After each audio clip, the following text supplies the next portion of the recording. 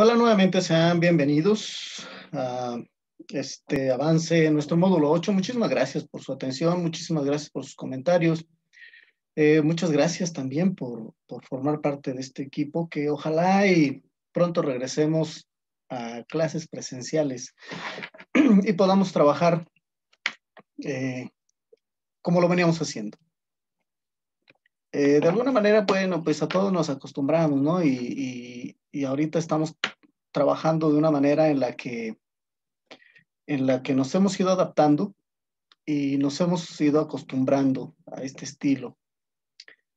Eh, Llegaremos nuevamente a las clases presenciales, nuevamente a vernos otra vez y pues las cosas cambiarán, ¿no? Por lo pronto estamos en línea, por lo pronto estamos comunicándonos por este medio y yo creo que aunque volvamos a clases presenciales, seguiremos teniendo este medio de comunicación, esta manera de estar juntos y de aprender juntos. En este video vamos a hablar sobre el calentamiento global, sobre el magnetismo, sobre la inversión térmica, sobre la contaminación, sobre los gases. Es una clase bastante amplia y con bastante contenido. Entrando de lleno, bueno, en esta cuestión del electromagnetismo, ya vimos anteriormente cómo se producía electricidad a partir del flujo de agua sobre un afluente, cómo el agua pega en las aspas y las hace girar en el polo, en el centro donde está girando, pues hay una fricción. Sabemos que la fricción genera electricidad, también genera un magnetismo, de alguna manera, genera un magnetismo y esto es posible a partir de este magnetismo generar electricidad y viceversa. Por medio de la electricidad, cargar algunos cuerpos con electrones y formar un cuerpo magnético, ¿bien? Fue hasta 1820 más o menos, en que los fenómenos eléctricos y magnéticos se consideraban como cosas independientes, uno por un lado y el otro por otro. Sin embargo, grandes descubrimientos a partir de esta fecha ayudaron a descubrir que, pues no, ambos estaban relacionados, ¿sí? Y fueron haciendo experimentos y se dieron cuenta que tanto la electricidad como el magnetismo eran manifestaciones de un mismo fenómeno. Las fuerzas magnéticas vienen de las fuerzas originadas entre cargas eléctricas en movimiento. Y esto fue, a fin de cuentas, lo que es el origen del electromagnetismo, la base del funcionamiento de todos los motores eléctricos. El magnetismo se considera como un fenómeno físico. De hecho, es un fenómeno físico. Acuérdense que no hay reacciones químicas en por lo tanto, es un fenómeno físico. Hay un imán natural conocido como la magnetita, y es, digamos, un imán que nos podemos encontrar en cualquier lado, no en cualquier lado, bueno, hay lugares particulares donde se puede obtener la magnetita. Sin embargo, todos los materiales están influidos de mayor o menor forma por el magnetismo. Todos tienen un campo magnético. En algunos materiales es más difícil detectarlos, como en el níquel, el hierro, el cobalto. En ellos es un poco más complicado. ¿Sí? A partir de que el hombre se va dando cuenta que ocurren fenómenos raros, y ustedes mismos lo pueden constatar cuando agarramos la sierrita de la hoja en que le sobra, digamos, al cuaderno cuando arrancamos la hoja, ¿sí? Y lo vamos a poder ver aquí en este ejemplo. Voy a poner una superficie de diferente color, porque este jueguito, bueno, pues los niños lo juegan bastante, y nosotros, pues, también podemos intentarlo, ¿no? Cuando el niño recibe en clases la clase del electromagnetismo, pues les ponen este tipo de ejemplos fáciles de entender.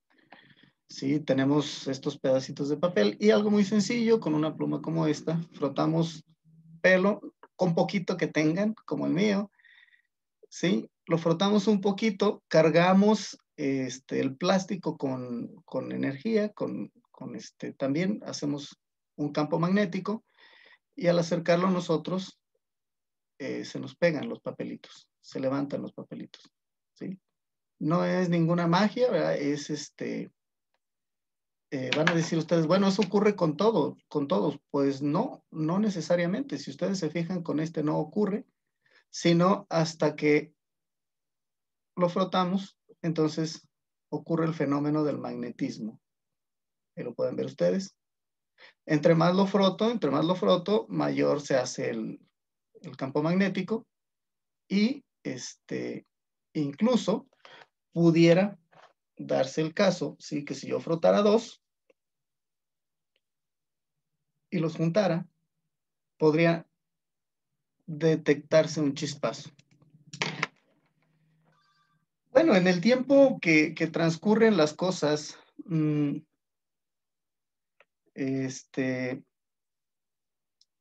se dan definitivamente. Y bueno, esto que vieron ustedes ahorita respecto al frotar el plástico y generar un magnetismo, pues es una cuestión que ya desde los griegos se vislumbraba, ya lo habían ellos identificado, ¿sí? Incluso ellos, bueno, al descubrir la magnetita, pensaban que tenía algunas propiedades curativas, ¿sí? Y lo utilizaban.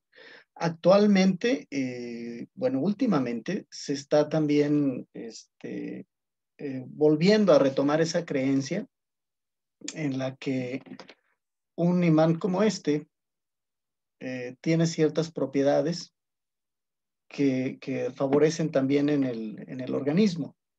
Pudiera ser, recordemos que la Tierra misma es un enorme imán, es el imán más grande conocido por el hombre en nuestro entorno, porque sabemos que todos los planetas tienen sus polos y tienen su campo magnético. Por lo tanto, bueno, el imán más grande conocido podría ser el planeta más grande conocido. El Sol incluso, que es mucho más grande que cualquier planeta, tiene también su campo magnético, ¿sí? Hoy en día los imanes son utilizados en la ciencia médica, por ejemplo, para medir la actividad cerebral a través de la magnetoencefalografía. Magnetoencefalografía. Son palabras técnicas que nos cuestan trabajo repetir. Incluso como terapias de choque para hacer pulsar nuevamente el corazón de una persona que ha recibido un paro.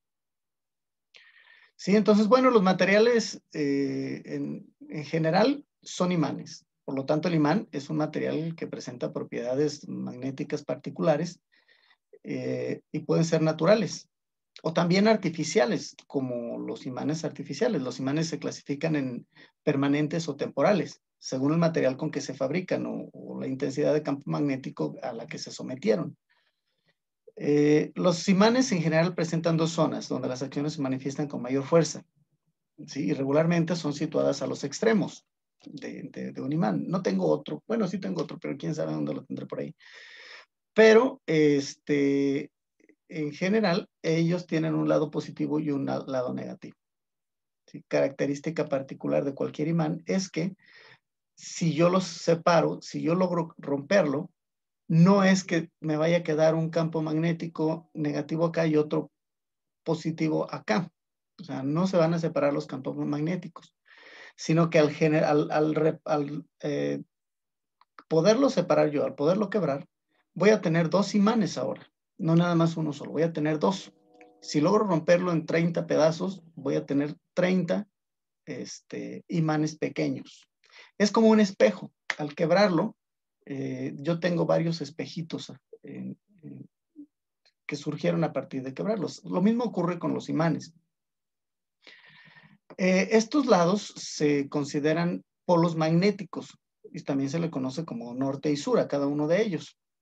¿sí? Una de las propiedades fundamentales de la interacción entre imanes es que los polos iguales tienden a repelerse. Por eso difícilmente podemos acomodar a veces los imanes exactos. Siempre van a jalar hacia un lado, siempre para el otro.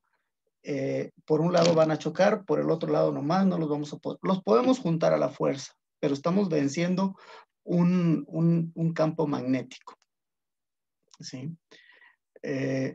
Entonces, esas son características particulares de ellos, ¿sí? Decíamos entonces, cuando se acercan dos polos opuestos, las líneas tienden a saltar de un polo al otro y tienden a pegarse. Esta atracción va a ser mayor o menor según sea la distancia entre los dos imanes. Si yo tengo dos imanes, los voy acercando, cada vez voy a sentir más la atracción hasta que se pegan solitos, ¿sí? Entonces, puedo identificar cuáles son los polos semejantes o cuáles son los polos contrarios, ¿sí? Otra característica de los imanes es que los polos no se pueden separar. Como les dije, si yo lo quiebro, pues voy a tener varios imanes y no un polo negativo por un lado y un polo positivo por el otro, ¿sí?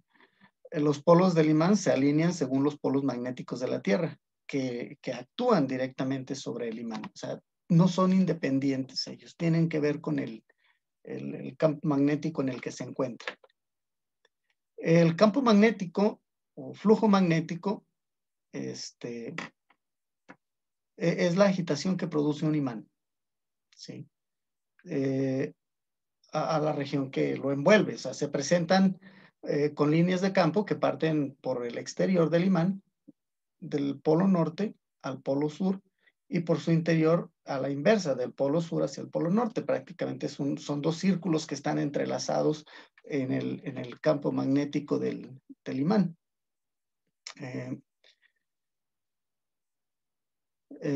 Este recorrido de las líneas de fuerza es considerado como el círculo magnético, y la cantidad que lo forman se llama flujo magnético.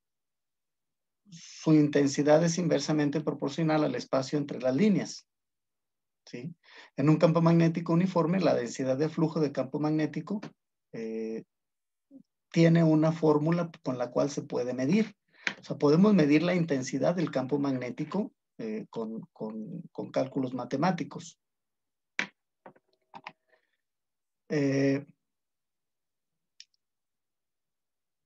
Estas líneas invisibles del campo magnético, ¿sí?, atraviesan todas las sustancias, todo lo que le pongamos en medio, pero no todas se comportan de la misma manera. ¿A qué me refiero?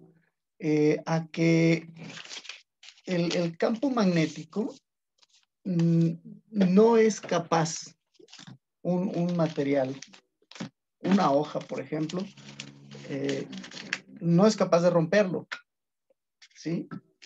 Incluso una misma libreta difícilmente lo logra romper. O sea, no hay barrera que lo detenga, ¿sí? No hay barrera que lo detenga. El campo magnético va a estar ahí a pesar del material que se le interponga, ¿sí? La magnetización de un material se establece a través de la curva de histéresis, así se llama, sea cual sea el material específico. Si nosotros tuviéramos un diapasón, es decir, una pieza, por ejemplo, estas tijeras, si yo soldo esta parte para que ya no se puedan abrir y cerrar, si yo hago un embobinado aquí, si yo amarro un alambre de cobre y dejo un hilo hacia acá, otro alambre de cobre y dejo un hilo hacia acá, tengo dos hilos. Si me voy al medidor de la luz, ahí donde le bajamos y le subimos, y junto esos dos polos en la corriente eléctrica, va a haber un cortocircuito. Los alambres se van a quemar, va a aventar chispas y se van a quemar. Pero los electrones que pasaron a través y se quedaron atrapados van a magnetizar este campo, este material. Quito el embobinado, ¿sí? Y entonces esto va a actuar como un imán, ¿sí? Va a actuar definitivamente como un imán. Se va a quedar, es decir, se va a quedar magnetizado. Ok, aquí la cuestión es que dependiendo también el material que yo estoy tratando de magnetizar, hay que recordar que el carbón, el carbono es un elemento importante para la magnetización de un objeto. El hierro también, pero la cantidad de carbón también que tenga es capaz de atrapar los electrones y formar un campo magnético en el material.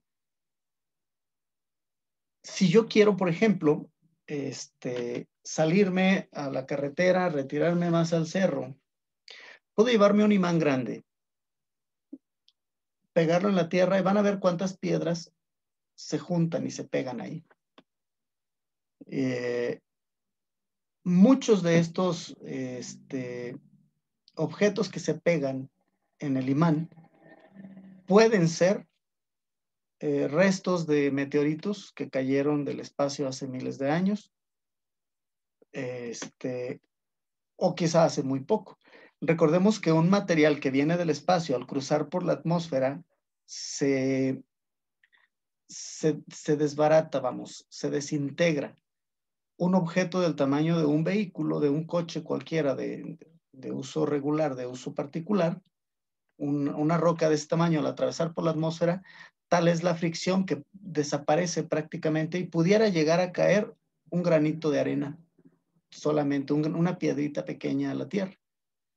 Bueno, esa piedrita se puede encontrar con un imán y esa misma piedrita va a ser magnética. Podemos acercarla nosotros a algún objeto y va a presentar, va a ser un imán gracias a la concentración de materiales particulares que forman el imán. Bien.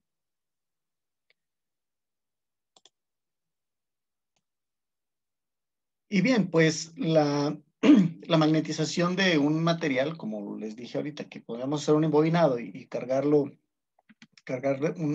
material de magnetismo, se establece a través de lo que se conoce como la curva de histéresis, sea cual sea el material específico. La forma tiene siempre características similares. ¿Ok? Al principio, entonces, de que yo magnetizo un objeto, la magnetización va requiriendo un mayor esfuerzo, un mayor campo eléctrico, una mayor carga eléctrica. Este intervalo, este momento de recarga o de carga se llama zona reversible. Pero llega un determinado punto en que apliquemos una carga más grande y más grande hasta que llega a un punto en el que ya no se puede cargar más de magnetismo ese objeto. ¿Sí?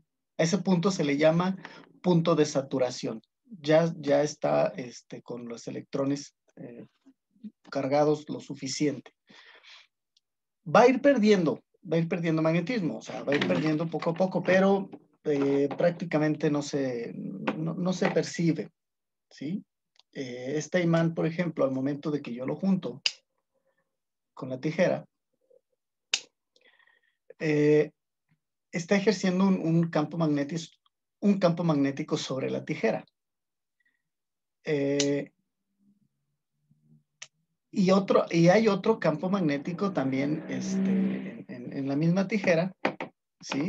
Si lo vemos, por ejemplo, con este encendedor, ¿sí? Hay un campo magnético en la tijera, muy tenue, muy leve, pero que podemos identificarlo. Si yo trato de acomodar este imán aquí o acá, siempre va a tender a moverse hacia un lado.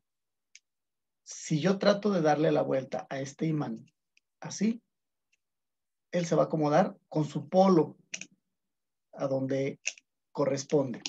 Entonces así me doy cuenta que esta tijera también tiene carga magnética. Y o aquel van a ir perdiendo intensidad en la medida que compartan el mismo espacio. pero podríamos decir que pues difícilmente van a llegar a perder todos sus electrones de tal manera que uno quede totalmente neutro. No va a ocurrir, ¿sí? Siempre va a estar habiendo un intercambio de fuerza magnética y siempre van a estar cargados. Les voy a recomendar que busquen en internet también ustedes por su cuenta la regla de la mano derecha en magnetismo o en electromagnetismo para identificar la dirección y sentido del campo magnético de un objeto. ¿Sí? Lo van a encontrar muy fácil, van a encontrar videos incluso y van a comprender mejor este tema. Cuando tenemos un hilo conductor, en el hilo conductor, digamos un cable largo como un imán, va a tender también a partirse por mitad, polo negativo, polo positivo, y tiende horizontal ese pequeño hilo hacia arriba y hacia abajo también, ¿sí? Y también podríamos determinar el efecto del campo eléctrico, ¿sí? Si este hilo conductor lo enrollamos o le damos vuelta, digamos, no enrollarlo en algo, sino darle, girarlo como una hélice, entonces tenemos una bobina o tenemos un solenoide, que es el principio con el que trabajan algunos vehículos, o la mayoría los de los vehículos viejos, los carros viejos.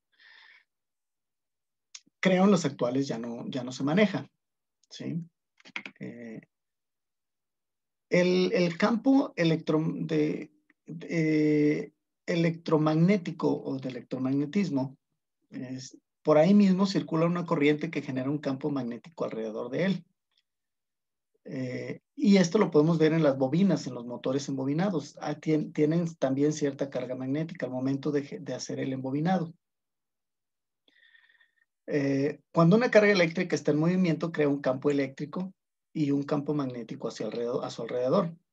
Este campo magnético realiza una fuerza sobre cualquier otra carga eléctrica que esté situada dentro de su radio, dentro de su espacio de acción. Esta fuerza que ejerce un campo magnético será la fuerza electromagnética, lo que conocemos como fuerza electromagnética. ¿Ok? Bien, sobre los imanes, pues hay muchísimo de qué hablar, ¿sí? Sobre qué trabajar, pero incluso hay como les comentaba, hay operaciones matemáticas para determinar la fuerza de un campo magnético, la atracción de un campo magnético, y de esta manera se pueden hacer cálculos sobre diferentes cosas o fenómenos, incluyendo los cuerpos celestes que se encuentran a cientos de años luz de la Tierra. ¿Ok?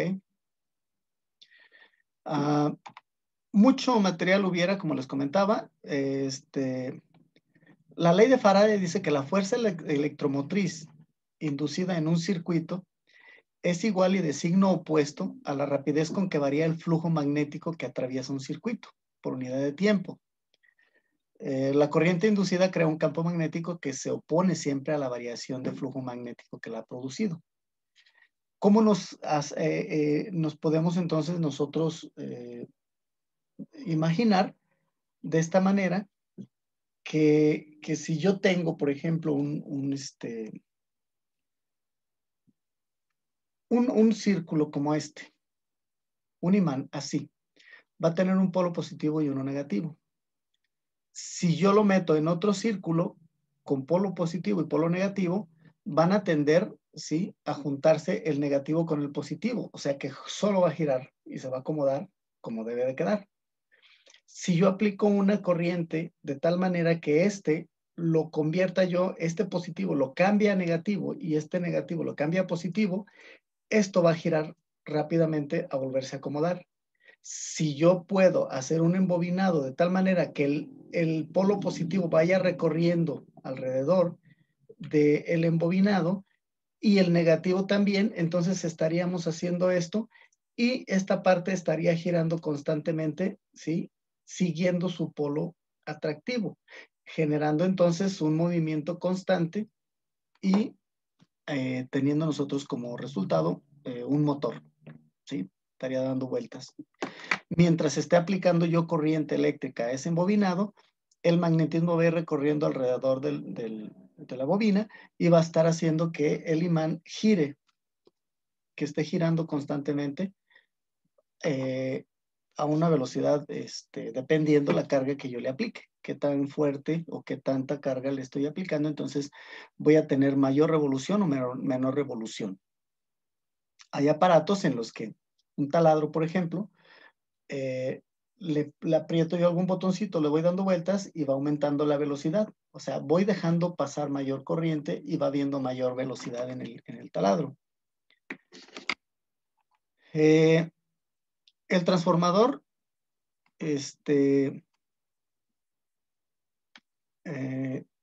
nos ayuda a almacenar energía, a almacenar la corriente que viene también. Y se está generando también un campo magnético. ¿Sí? De alguna manera, donde hay corriente almacenada, hay un campo magnético.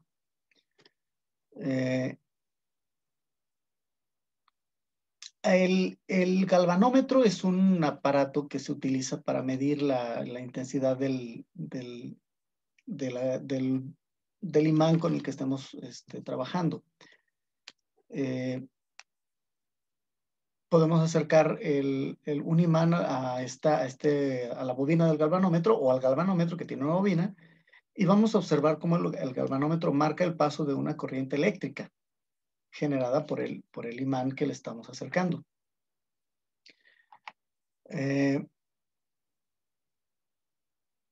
Busquen también un poquito respecto a las corrientes de Foucault para tener un poquito más de claro el concepto. Las corrientes de Foucault, también conocidas como corrientes parásitas.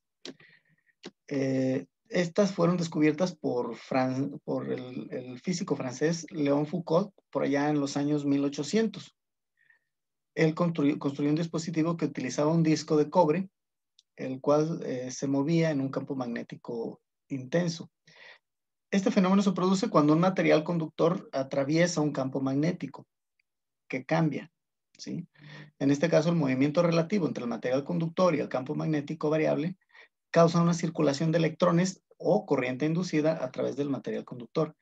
Estas corrientes circulares de Foucault crean campos magnéticos variables en el tiempo que se oponen al sentido del flujo del campo magnético aplicado. O sea, se oponen al sentido del flujo del campo magnético cuando yo aplico una corriente en un embobinado, por ejemplo. ¿Sí? Las corrientes de Foucault y los campos opositores generados serán más grandes, o sea, son más fuertes o más grandes, entre más fuerte sea el campo magnético que se le aplica, o entre mayor sea la conductividad del conductor, o también entre mayor sea la velocidad relativa del movimiento que esté generando esta corriente. Entonces, bueno, como les comentaba, hay bastante material respecto al magnetismo y al electromagnetismo y a las fuerzas magnéticas, campos magnéticos, que están por todos lados. Cuando menos nos imaginamos, ya estamos cerca de uno. ¿Sí? Claro, o sea, no va a ser que todas mis monedas se vayan a ir a estos campos magnéticos, ¿no? Hay campos magnéticos en los motores de los vehículos, de los camiones, de pequeño espacio, que no van a generar, digamos, un problema cuando yo me acerque a ellos. No ocurre. Bien. Dentro de los temas que estamos viendo en este curso, también está el de, por ejemplo, el efecto invernadero. ¿Sí? Este es otro de los temas que pues hay que comunicar, hay que relacionar y hay que comprender. El efecto invernadero, lo vivimos constantemente, lo tenemos todos los días, ¿sí? En nuestra ciudad. Este es un fenómeno natural que le permite a nuestro planeta mantener las condiciones necesarias para la vida. O sea, el efecto invernadero no necesariamente es malo. ¿Sí? Es malo cuando es provocado por la contaminación y por otros, básicamente por la contaminación. Entonces, ese efecto invernadero se prolonga o se hace más intenso y entonces entran los problemas de salud para los seres humanos, pero en sí, para la naturaleza el efecto invernadero no tiene ningún problema. Si, para que se dé el efecto invernadero,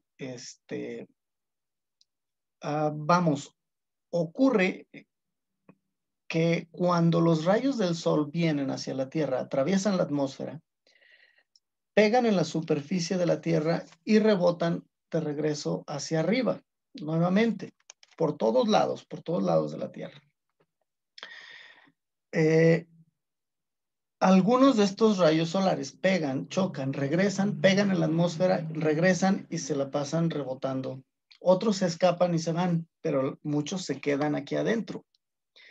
Eso genera un calor, una temperatura media en la atmósfera de aproximadamente 15 grados centígrados. ¿Sí? Un promedio, porque a veces es más caliente, a veces es más frío, pero un promedio más o menos se mantiene arriba de 15 o abajo de 15. Pero no llega a los 0 grados centígrados. Si la atmósfera no atrapara esos rayos, o sea, si esos rayos llegaran y pegaran y se regresaran nuevamente, que no se quedaran aquí en la Tierra, entonces la temperatura media de la Tierra sería entre menos 18 grados centígrados. O sea, la Tierra estaría totalmente congelada todo el tiempo. Gracias entonces al efecto invernadero, es que se mantiene la temperatura adecuada dentro de la Tierra. Pero entonces, ¿por qué hay tanta controversia respecto al efecto invernadero? O sea, si es bueno, entonces, ¿por qué sufrimos y por qué nos hablan de las consecuencias del efecto invernadero? ¿Ok? En una proporción adecuada, los gases que cubren la Tierra, ¿sí?, que forman la atmósfera, tiene cierta densidad, tienen cierta capacidad. ¿Ok? Entonces, al aumentar los gases en esta zona, en la atmósfera, ¿sí?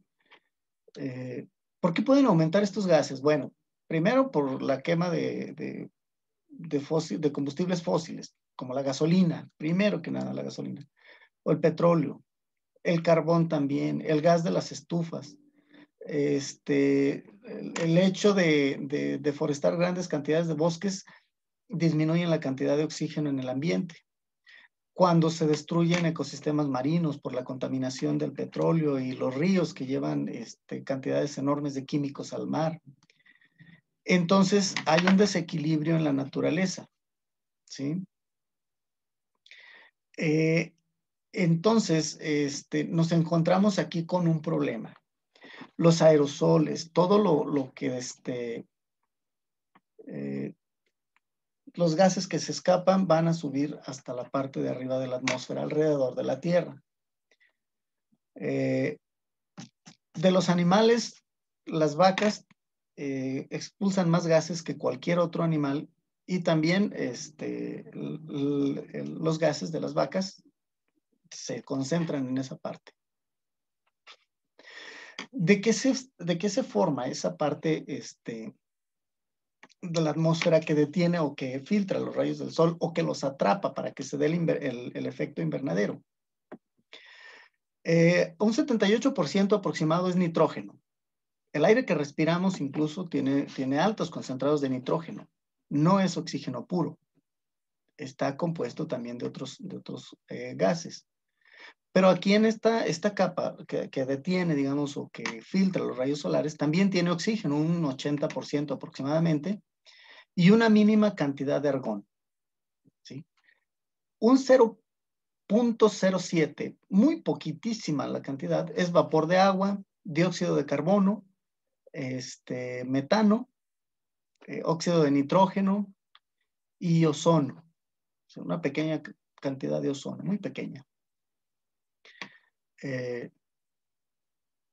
Esto es lo que nos cubre. Aquí el problema es que cuando nosotros contaminamos el ambiente, el área donde vivimos, se escapa una cantidad enorme de un gas o de gases que se consideran dañinos. Se llaman clorofluorocarbonos. ¿Qué les dice su nombre? Cloro, fluoro, carbón, carbonos, clorofluorocarbonos. Estos gases también suben a la superficie, hacen más densa esta capa, dejando atrapada una mayor cantidad de rayos solares adentro de la Tierra, provocando un aumento en la temperatura. ¿Ok? Se hace más caliente aquí adentro de donde estamos. ¿Qué provoca que esté más caliente? Bueno, pues que se empiecen a derretir los polos. El clima adentro, nosotros no lo sentimos tanto, pero en los polos que están a temperaturas bajo cero, esas pequeñas oleadas de temperatura caliente que llegan allá empiezan a derretir los polos.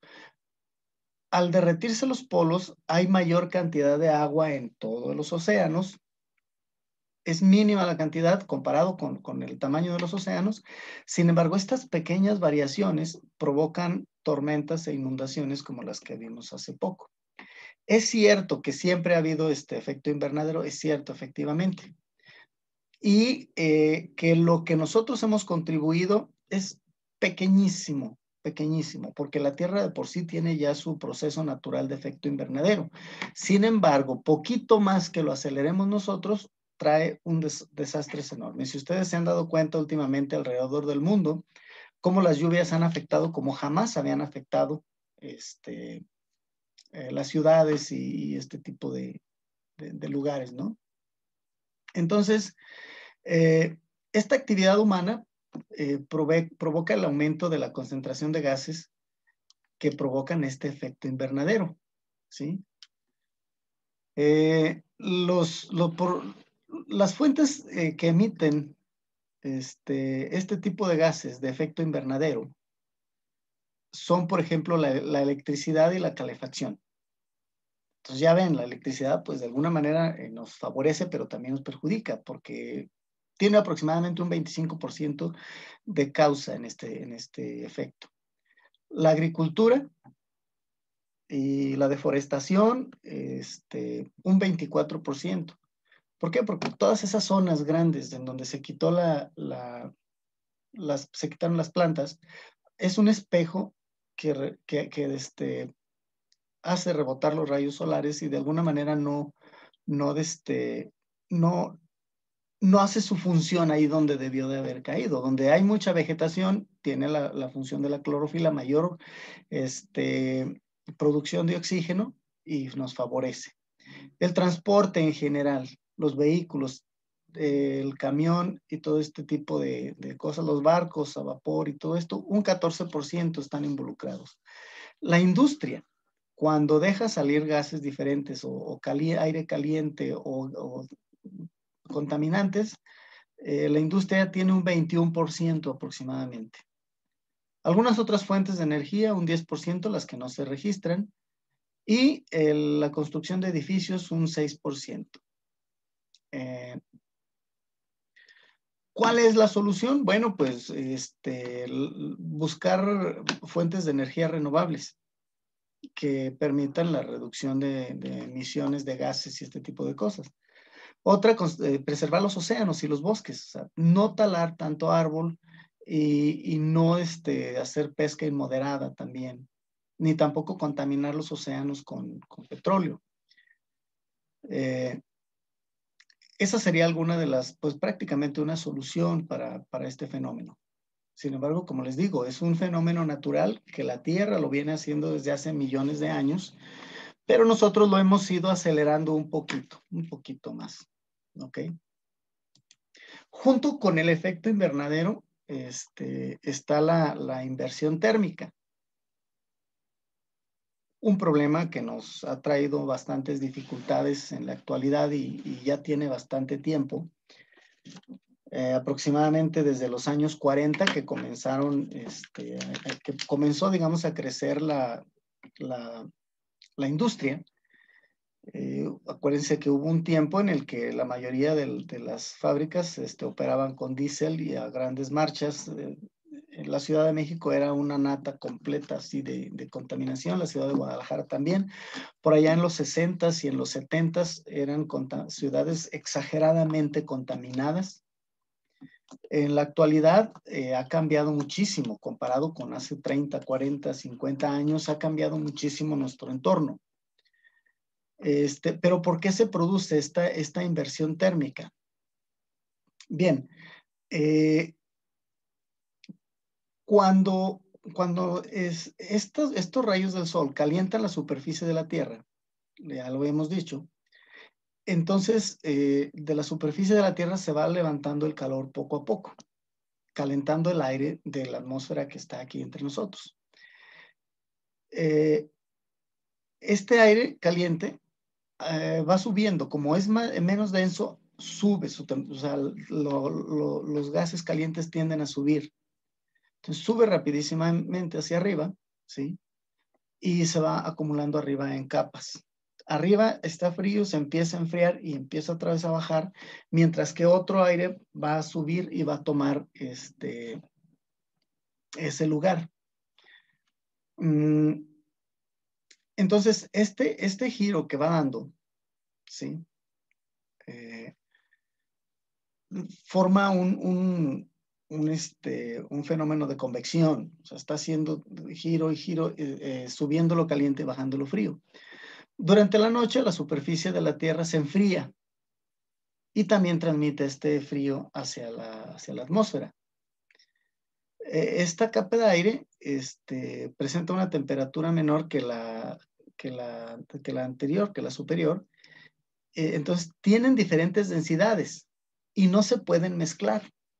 La de la noche con la que se subió en el día chocan, no se pueden mezclar por la densidad que es diferente. Entonces, regularmente la inversión térmica tiende a corregir este fenómeno. Cuando el sol vuelve a calentar la superficie terrestre, restableciendo las condiciones normales en su funcionamiento, ¿no? Si se fijan también, el efecto invernadero es un fenómeno que ha venido ocurriendo durante miles de años y que también es favorable para la vida. Aquí la dificultad que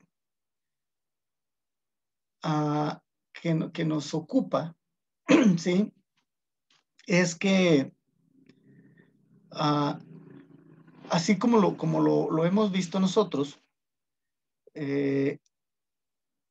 la contaminación en las grandes ciudades, que es donde nos preocupa y es donde ocurre este tipo de problemas, y cuando nos dicen que hay inversión térmica, tengamos mucho cuidado porque hay bastante contaminación, es porque se forma una capa de contaminación en la parte de arriba de la ciudad, y esta capa de arriba, junto con la contaminación, no permite la entrada de los rayos de sol hasta la superficie de la Tierra.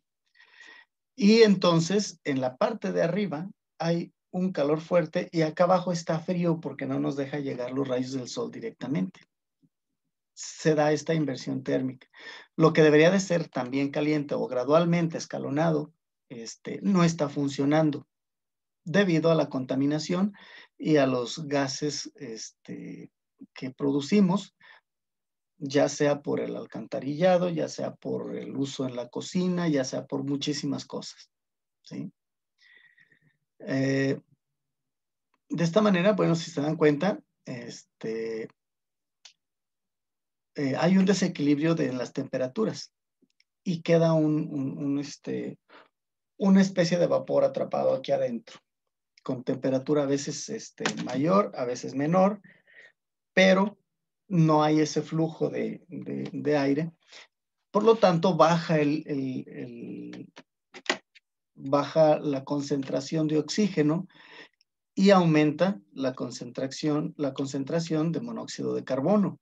Por eso es peligroso cuando hay inversión térmica salir a correr, a hacer ejercicio, porque no estaríamos respirando el aire puro, ¿sí? Estaríamos respirando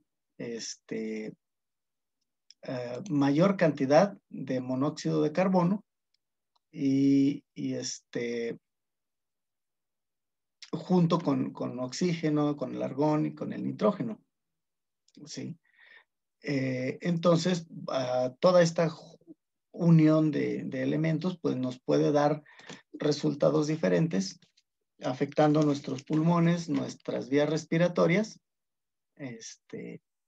y causando enfermedades que propiamente no son enfermedades, digamos,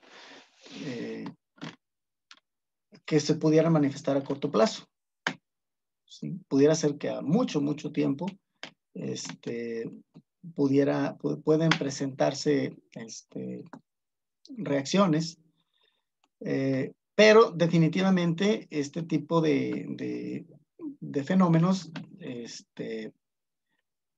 tiene sus grupos de riesgo. O sea, los niños, las personas mayores y los enfermos son quienes más van a padecer este tipo de efectos. ¿Ok? Los menores de 15 años y mayores de 60 podrían ser los más vulnerables a este tipo de fenómeno. Bien, también incluso, como les comento, aparte de mis comentarios, pueden ustedes darse una vuelta a las redes sociales, investigar, conocer un poquito más y crecer en su conocimiento. Les agradezco mucho el tiempo que le tomaron a este video para poder llegar hasta el final. No se les olvide dejar sus comentarios o enviármelos también incluso al WhatsApp. Pretendo que este video no sea de uso público, aunque lo tengo clasificado como de uso público. No es como los otros videos del curso de inglés, que sí están totalmente enfocados al público en general. Les agradezco el avance que han llevado. Muchísimas gracias, el tiempo que le han dedicado. Y pues nos veremos en la siguiente clase. Muchísimas gracias y hasta luego.